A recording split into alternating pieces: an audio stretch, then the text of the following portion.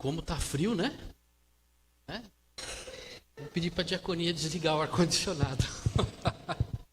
Mas está muito frio. Meus amados, nós vamos dar continuidade ao tema Vozes da Esperança que a gente vem trabalhando, e dentro disso nós vamos continuar falando de Isaías, né, do texto de Isaías. Mas é importante a gente lembrar que nós vivemos tempos em que a palavra esperança parece frágil, né? Muitos trazem esperança como um simples otimismo ou como um desejo que as coisas melhorem. Eu tenho esperança, eu tenho desejo que isso melhore, né?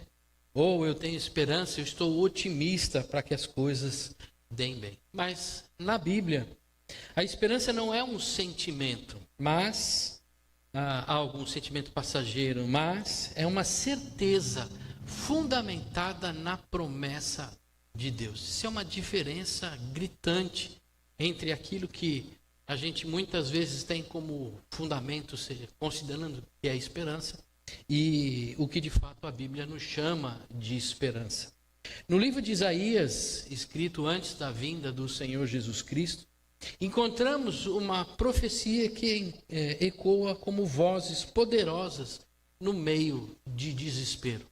Isaías vem no seu tempo ser instrumento de Deus para aquele povo que estava sofrendo.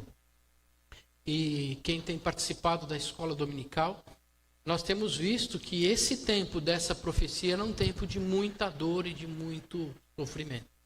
O profeta Jeremias, chamado de profeta chorão, hoje nós estudamos sobre lamentações de Jeremias. A gente vê o quanto de dor esse profeta sentia por conta do tempo de sofrimento que o povo estava passando, com aquela sensação de ter sido abandonado por Deus. Humanamente falando, não havia nenhuma saída para aquele povo que estava exilado na Babilônia. Mas Deus levanta um mensageiro para anunciar o tempo da restauração que iria chegar. Que Deus maravilhoso, que Pai bom é esse, né? Que Ele levanta e vem até nós, não somos nós que temos que buscá-lo. Essa mensagem não era apenas para o passado, mas ele nos alcança hoje também. A vinda do Messias era certa e Jesus, o prometido, chegou. Essa profecia foi cumprida, trazendo libertação, cura e transformação. Aqui nesse texto que nós vamos ler, Isaías 61, de 1 a 4, ele nos mostra que a Bíblia não é apenas uma teoria, não é uma palavra, uma história que foi apresentada a um povo numa determinada época, mas ela é a própria pessoa de Jesus Cristo que veio até nós como Salvador. Ele não apenas promete consolo, mas transformação da realidade. Ele não só nos resgata do cativeiro do pecado, mas também nos envia a restaurar aqueles que estão quebrantados.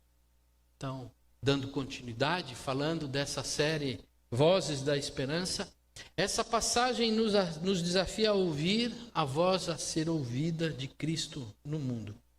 Hoje vamos ver como o profeta revela que ainda há esperança, porque o ungido do Senhor chegou entre nós. Amém? Então eu convido os irmãos a abrir o livro da profecia de Isaías, no capítulo 61. Nós vamos ler apenas 4 versículos, do 1 ao 4. 1, 2, 3, 4, acertei. Porque outro dia eu fiz a conta e dava um a mais, né? De 1 a 4, da Isaías 61, de 1 a 4.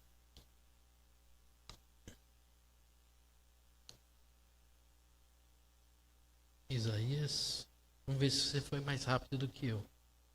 Isaías 61, de 1 a 4. Você que está em casa hoje, não pôde vir, passou por algum tempo de enfermidade, você também possa acompanhar conosco essa leitura. Lembrando que quando a gente lê a palavra do Senhor, é Ele falando conosco ao nosso coração. Vamos ler. O Espírito do Senhor Deus está sobre mim, porque o Senhor me ungiu para pregar boas novas aos pobres. Enviou-me a curar os quebrantados de coração, a proclamar libertação aos cativos e a pôr em liberdade os algemados, a pregoar o ano aceitável do Senhor e o dia da vingança do nosso Deus, a consolar a todos os que choram e a pôr sobre os que choram em Sião uma coroa em vez de cinzas, óleo de alegria em vez de pranto, manto de louvor em vez de espírito angustiado. Eles serão chamados carvalhos de justiça, plantados pelo Senhor para a sua glória.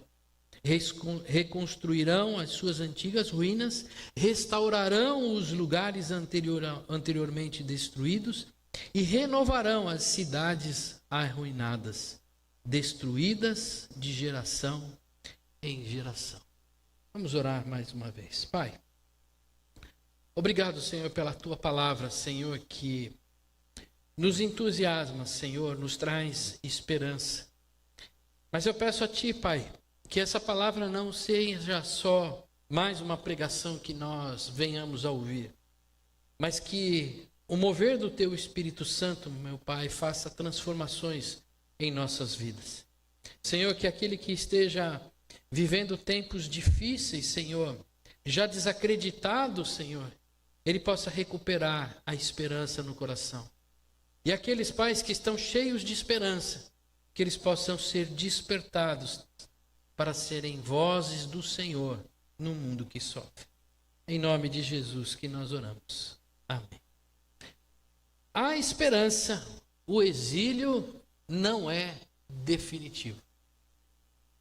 Nós estamos falando do tempo babilônico, onde o povo de Israel foi levado cativo. E esse cativeiro veio por um único motivo, porque Deus queria judiar do seu povo. Olha, se tivesse um corte na internet, eu ia receber uma repreenda do presbitério. Mas na verdade não foi por isso que o povo foi exilado. Não porque Deus queria repreender o seu povo, mas porque o povo andou longe dos seus caminhos. Um pai não procura o filho para trazer broncas simplesmente porque ele tem o desejo de fazer alguma coisa contra aquele filho. Muitas vezes nós pais somos chamados a corrigir o nosso filho porque ele já vem andando longe dos caminhos que deve andar. Isso chama admoestação. Admoestação é nesse sentido de falar, povo, você está andando num caminho de longe daqueles que eu te falei. E os profetas vinham justamente com essa mensagem. A mensagem de admoestação dizendo, vocês estão caminhando longe daquilo que eu ensinei para vocês andarem. Mas não é um castigo apenas. É uma repreenda para que vocês andem. Porque há sim possibilidade de vocês receberem novamente as bênçãos do Senhor. É a esperança vindo junto com essa admoestação. E o que acontecia naquele povo naquele tempo? Eles não adoravam o Senhor, mas começavam a adorar a outros deuses. Imagina que naquele tempo eles colocavam sobre o altar tanto a adoração a Deus como a adoração a Baal, por exemplo, um dos deuses, e outros deuses também que tinham naquela época. Deus falou para ele não se misturar com os outros povos, mas o povo se misturou com outros povos. E aí eles começaram, diante disso, caminhar para longe da presença do Senhor. E o Senhor, através dos profetas, admoestando o povo, falou, se vocês não se consertarem, então virá uma nação contra vocês e vocês viverão exilados, dominados, oprimidos por essa nação por 70 anos. O que a gente vê que estava acontecendo naquele momento é que o povo não andou nos caminhos do Senhor. E aí eles sofreram as consequências. Deus disse, não caminha no sentido do abismo, porque lá é um abismo e você vai cair. O povo não ouviu ao Senhor e ele caiu no abismo. E o que eles estavam sentindo naquele momento? Pobreza, angústia, escravidão. Dores insuportáveis, vividas longe de casa. Hoje, desculpa retornar, ao mesmo tempo, na escola dominical, foi muito importante a gente falar sobre o choro de Jeremias, de quanto doeu na vida de Jeremias esse exílio. Ele tinha aquela empatia de viver a dor que o povo estava sentindo. E aí a gente deu alguns exemplos aqui do que é voltar para casa e ver a sua casa devastada, por exemplo, por um bandido que foi lá e roubou tudo. Roubou as portas, janelas, e você chega em casa e não tem mais nada, né? Imagina você, toda essa opressão ainda fora da sua casa, fora do seu país. O que o povo esperava naquele momento? O povo esperava um libertador. E a profecia de Isaías revela para este povo sofrido que há esperança. A esperança ecoava por meio de uma promessa. E isso é importante. O Deus da aliança trazia uma promessa ao povo. Virá o ungido do Senhor, o Messias prometido, para libertar os cativos, curar os corações angustiados e conduzir o seu povo de volta à terra com alegria. Era tudo o que eles queriam. Eles foram arrancados da sua terra, perderam a sua cultura. Como foi explicado hoje de manhã, não foi que pegou o povo todo e foram juntos para um lugar. Eles separaram os povos. O povo de Israel ficou separado para perder a sua cultura, perder a sua força. E o que eles esperavam era que aquele reinado que eles que tinham vivido a partir do rei Davi, que aquilo florescesse novamente, porque eles estavam sofrendo o exílio. A promessa de Deus, a promessa em Isaías, não era só de resgate daquela terra, para trazer de volta, mas de remissão dos pecados do povo. Isso é importante a gente compreender, porque o resgate não era só tirar ele da opressão daquele povo, mas sim remi-los do pecado, perdoar os pecados daquele povo. Como um pai amoroso que recebe seu filho rebelde de volta e perdoa os seus pecados quando ele põe o anel de volta do dedo. Quando a gente, no início do culto, falou sobre generosidade, a generosidade de um pai ou de um Deus que olha para o seu povo, pecador, de dura cerviz, e com um amor extraordinário e generoso, ele põe de volta no dedo daquele filho o anel, perdoando os seus pecados, reintegrando ele à família. Isso foi o que Deus fez também na vida daquele povo. Essa era a esperança que o povo tinha, que eles tivessem toda aquela culpa derramada sobre eles perdoadas. Mas tinha uma outra coisa também que esse povo esperava: que Deus agisse com justiça sobre a vida dos seus opressores. Não bastava apenas eu ser remido, mas aqueles que foram ímpios, aqueles que perseguiram o povo, eles também receberiam a justiça, a ira de Deus sobre a vida dele. Com a vinda do Messias, o povo que vivia em humilhação teria a sua glória restituída, teria o seu pranto transformado em alegria. E através dessa restauração, o povo restaurado tornava-se novamente um povo restaurador. Qual que era a grande missão que Deus deu a Abraão? Seja tu uma bênção para todas as famílias da terra. Se tu, Abraão, aquele que irá restaurar as famílias da terra. Quando o povo de Deus é restaurado, ele novamente torna-se o restaurador nesse mundo. Bênção nas famílias da terra. Ainda há esperança. O Evangelho nos traz as boas novas. Jesus é o Messias da promessa cumprida. Se nós lermos o texto e formos a fundo naquilo que o profeta dizia, que aquele Salvador faria tudo aquilo que ele estava dizendo, quando a gente olha para a vida de Jesus, a gente vê exatamente isso. Mas não só isso, que nos mostra que Jesus é esse Messias que o Senhor enviou e cumpriu a sua promessa. Porque o próprio Jesus diz em Lucas 4, 21, hoje se cumpriu esta passagem das Escrituras que vocês acabaram de ouvir. É essa mesmo que eu falei para vocês agora. Jesus tinha dito isso e ele diz, esse Jesus sou eu, esse Messias sou eu. E não dá para a gente ter dúvida de que a promessa se cumpriu em Jesus, e isso é bênção para nós também. Porque foi sobre Jesus que desceu o Espírito de Deus sobre uma pomba no dia do seu batismo. E Deus disse, esse é o meu filho amado. É esse Jesus, o Messias, que muitas vezes as pessoas não reconhecem como o Salvador. Mas é esse o Filho de Deus. Sobre ele está a unção profética. Ele é o profeta.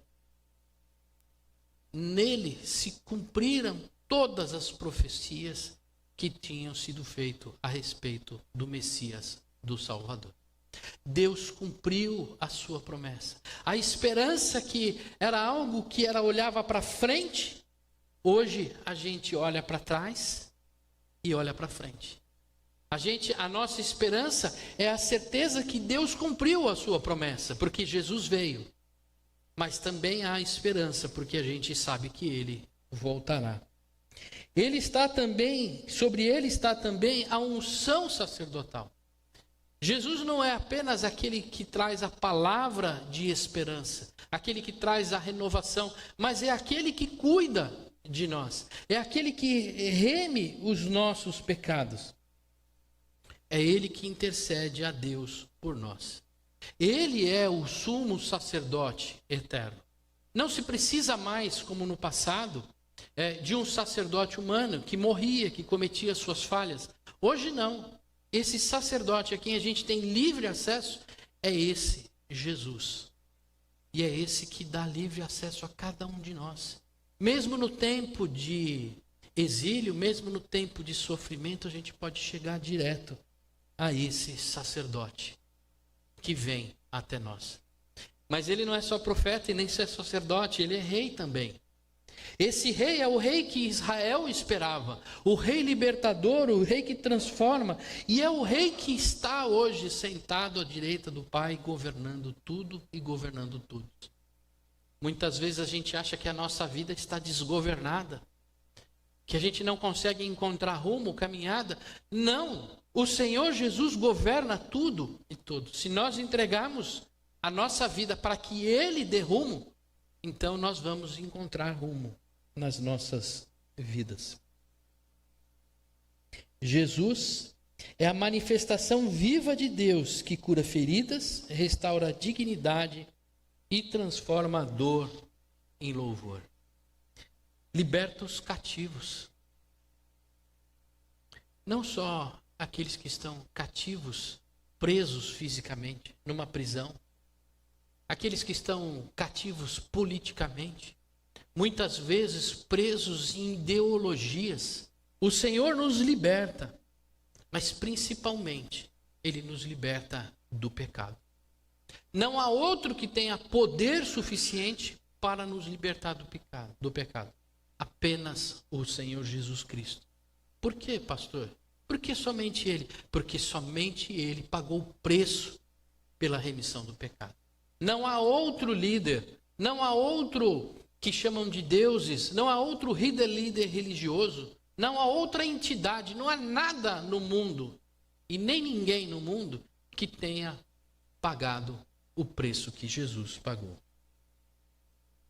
O Senhor Jesus cura os corações partidos. Ele restaura vidas quebradas pela culpa, rejeição, sofrimento e injustiças, trazendo perdão, acolhimento e sentimento.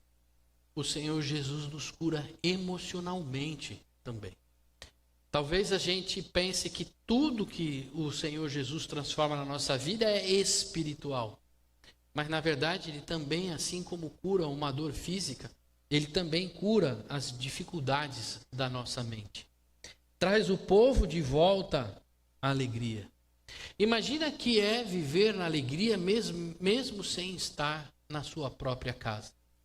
Esse é o poder que o Espírito Santo tem dentro de nós. Mesmo diante dos nossos sofrimentos, mesmo diante das crises que a gente vive, a gente ainda consegue ser feliz através de Jesus Cristo. Simplesmente porque a graça dele nos basta. Ele inaugura também a paz. Não a paz que o mundo dá, mas uma paz que transcende todo entendimento. Os que se submetem a Jesus em fé e arrependimento podem gozar da graça e não do juízo. Essa é outra transformação que o Senhor traz nas nossas vidas. Aquele que crê não precisa se submeter ao juízo. Por quê? Porque ele já morreu por nós. Mas da mesma forma, o juízo também está presente para aqueles que não se arrependem e continuam vivendo orgulhosamente. Não vos enganei. De Deus não se zomba, pois tudo que o homem semear, isso também ceifará. Se há arrependimento, graça. Se displicência, juízo. Às vezes a gente acha que dá para levar a vida na flauta. Ou uma espiritualidade meia boca. Mas na verdade nós somos chamados a entregar o nosso coração e crer no Senhor Jesus como o Messias, o Salvador. O que passar disso, passa longe daquilo que o Senhor nos trouxe como libertação. Amada igreja, aquele que se arrepende é liberto dos seus pecados, do desespero que ele causa e recebe o dom do Espírito Santo para a vida. O que nós somos? Nós somos santificados pelo Espírito Deus, aperfeiçoados na fé.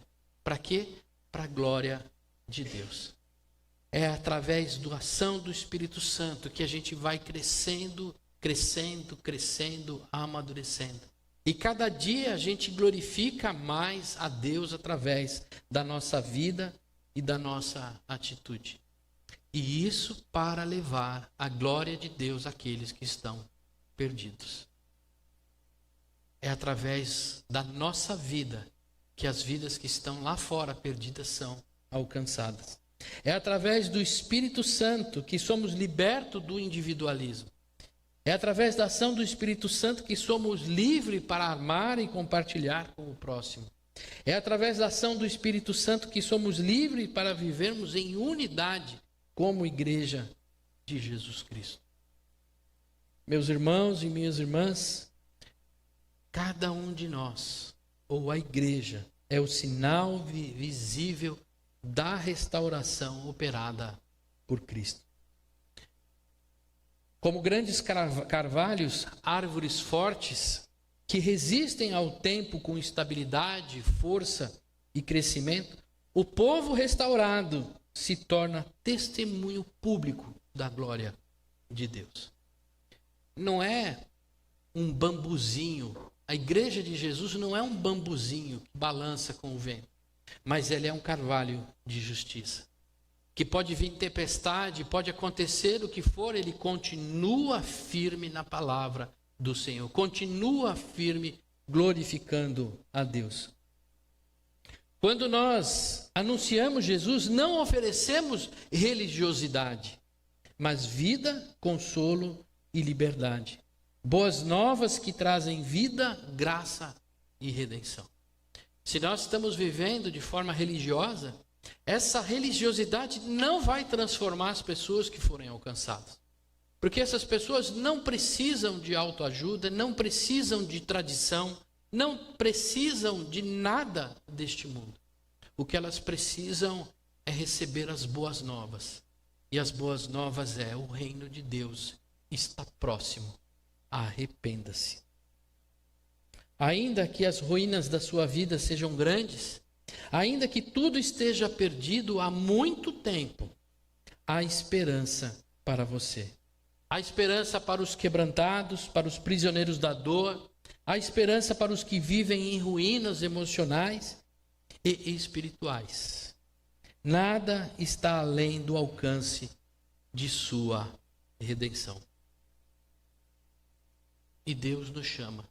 Deus chama a cada um de nós a sermos a voz viva dessa esperança, proclamando, servindo e amando como Cristo amou. Amém? Feche seus olhos e vamos orar mais uma vez.